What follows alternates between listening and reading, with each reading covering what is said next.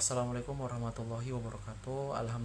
Alhamdulillahirrabbilalamin. Segala puji syukur kita panjatkan kehadirat Allah Subhanahu wa taala atas berkat rahmat dan hidayahnya sehingga kelompok 1 dapat menyelesaikan tugas dari Pak Faisal Akib tentang startup syariah. Jadi adapun pada kelompok 1 kali ini akan menjelaskan mengenai startup syariah Iqrabooks yang terdiri dari 4 anggota, yaitu ada Wira Fadil, yaitu saya sendiri, terus ada Aden Hendrawan M, terus ada Aura Zahra Salsabila, dan ada Nur Oktavia. Nah, sebelum melangkah ke pembahasan lebih lanjut, kita perlu memahami apa itu Iqrabooks. Nah, Iqrabooks itu dia merupakan startup syariah untuk edukasi Islam, yang dimana dia itu adalah platform edukasi dan literasi Islam modern. Ya, misinya untuk menyediakan akses mudah dan terjangkau ke konten Islami berkualitas. Visi kami adalah menjadi platform edukasi Islam terdepan di Indonesia dan Asia Tenggara, didukung oleh tim inti yang ahli di bidang teknologi, pendidikan Islam, dan bisnis. Lalu pendanaan dari Iqrabooks sendiri itu berasal dari bootstrapping, yaitu dari pendiri, terus ada juga seed funding yang dimana dananya itu berasal dari mudharabah, terus yang ketiga ada series A, itu berasal dari musyarakah. Nah, pendanaan awal itu berasal dari bootstrapping, kemudian diikuti oleh angel investor syariah dan venture capital syariah.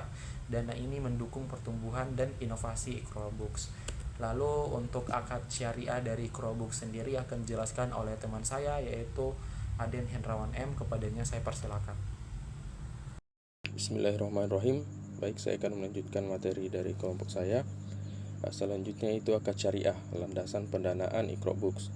Dalam ekosistem startup berbasis syariah seperti Iqrabooks, segala bentuk pendanaan tidak boleh mengandung unsur riba, gharar, dan masyrih. Maka dari itu pendanaan dilakukan dengan akad-akad syariah yang sah dan telah difatwakan oleh Dewan Syariah Nasional. Iqrabooks menggunakan 2 akad, yaitu mudharabah dan musyarakah. Mudharabah, investor sebagai sahibul mal atau pemilik modal, Iqrabooks sebagai mudarib atau pengelola usaha, bagi hasil sesuai kesepakatan. Yang selanjutnya itu musyarakah, investor dan Iqrabooks sama-sama menyertakan modal, keuntungan dan kerugian dibagi berdasarkan proporsi kontribusi modal. Seluruh bentuk kerjasama keuangan menggunakan akad yang sesuai prinsip syariah, disertai transparansi dalam perhitungan uang. Baik, materi selanjutnya akan dilanjutkan oleh teman saya. Baiklah, saya akan melanjutkan materi selanjutnya, yaitu prinsip syariah atau integritas dalam pendanaan. Ada 3, yaitu yang pertama ada screening DPS atau oversight oleh Dewan Pengawasan Syariah. Yang kedua ada audit keuangan yang melaporkan keuangan di audit akuntan syariah. Terus yang ketiga kegiatan halal, yang dimana dana hanya untuk kegiatan halal. Implementasi prinsip syariah dijaga ketat, screening oleh DPS, penggunaan dana halal dan audit keuangan berkala, memastikan kepaduan terhadap DNS MUI. Terus selanjutnya itu keberkahan pendanaan syariah. Yang pertama ada ridha Allah Subhanahu wa taala dan yang mendapatkan keberkahan. Yang kedua jaringan luas yang diakses oleh investor syariah. Dan yang ketiga ada kepercayaan umat yang meningkatkan kepercayaan. Pendanaan syariah memberikan keberkahan, akses ke jaringan investor syariah yang luas dan meningkatkan kepercayaan umat Islam terhadap Iqrabooks.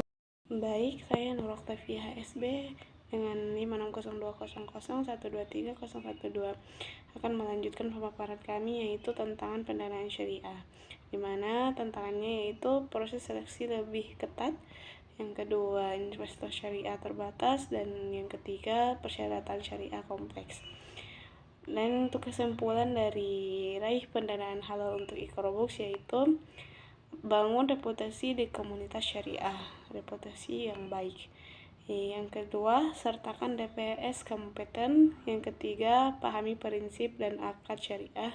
Dan yang keempat, proposal yang jelas. Sekian penjelasan dari kelompok kami, kelompok 1. Kurang dan lebihnya minta maaf. Wassalamualaikum warahmatullahi wabarakatuh.